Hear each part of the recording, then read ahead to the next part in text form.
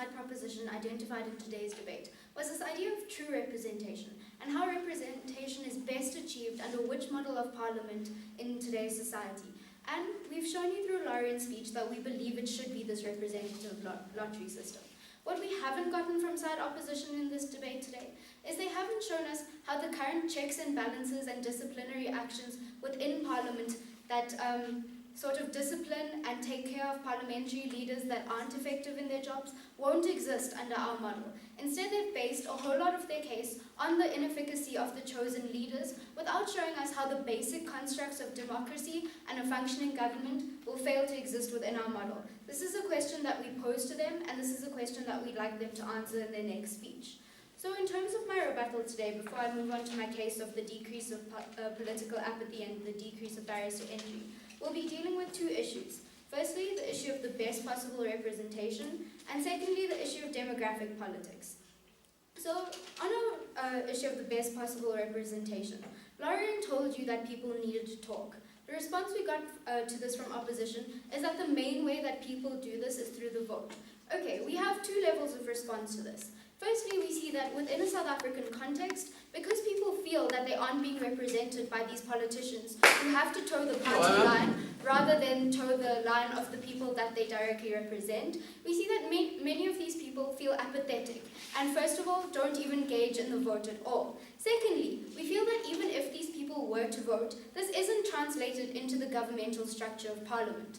We see that these parliamentary leaders are directly accountable to the party, as we've already established, and they have specific positions on the party list, which they wouldn't want to jeopardize by pushing forward an agenda that isn't in conjunction with party ideals when they're interested in maintaining their power.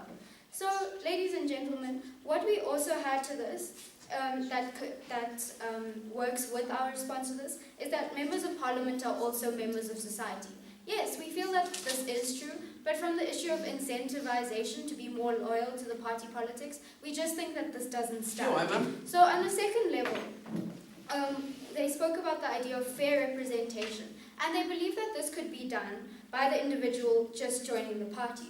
So we have one response to this. Firstly, in some cases, people don't have the access to do so.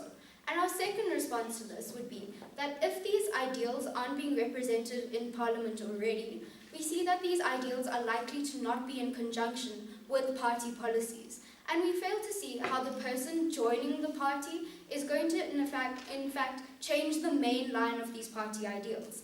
Furthermore, we see that if these ideals that the person is representing isn't in conjunction with the main party line, they're just going to be put further down on the list, and they're not going to actually be put in Parliament when it comes to the vote, and this way they won't even get to see their change affected anyway. So, ladies and gentlemen, with this idea of best possible representation, I've shown you how this direct involvement of people within the government is the best way to do so. No, thank you. Moving on to my next issue of rebuttal being demographic politics, in which we were told that people of a certain demographic aren't always subscribed to the ideals of the demographic. Firstly, we think that this is simply factually incorrect in the majority of cases. We can see this from the fact that the majority of women's rights activists are in fact women. We can see this by the fact that women's rights activists have been predominantly pushing the issue of women's rights in Parliament.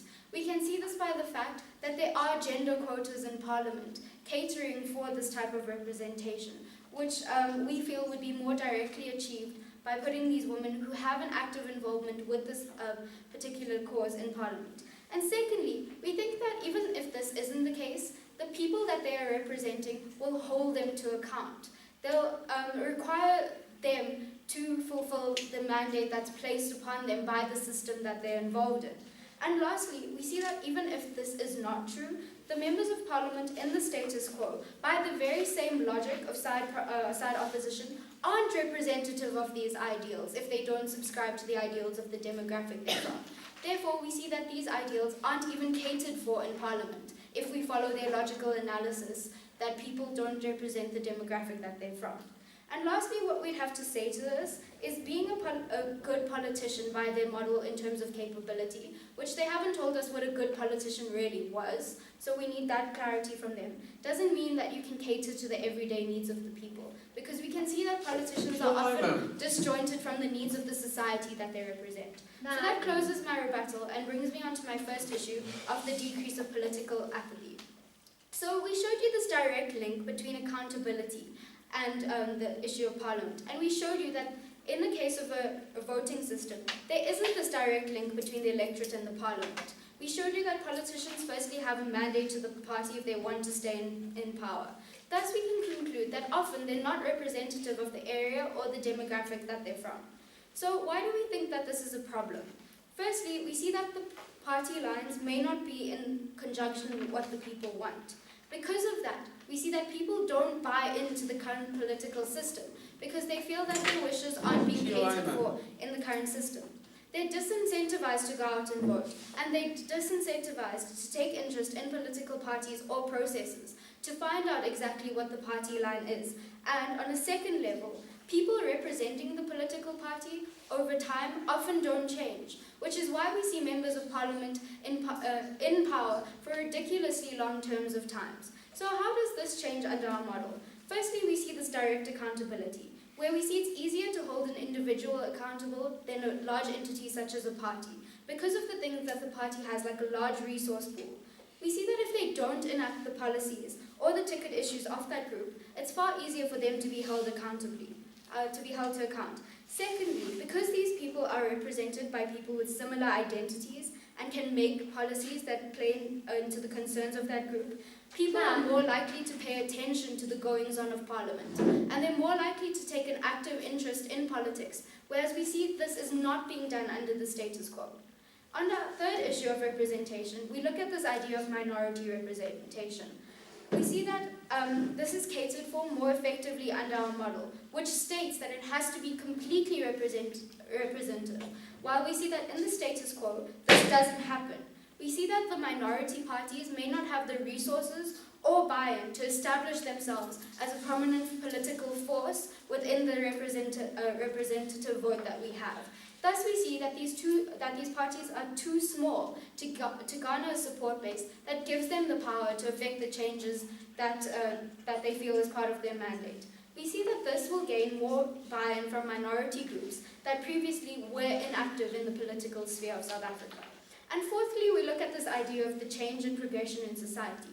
As I've told you, party leaders and prominent figures don't change over time generally.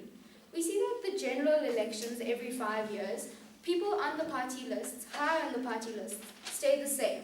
And thus we see that conservative ideals from the earliest beginnings of party politics generally are maintained.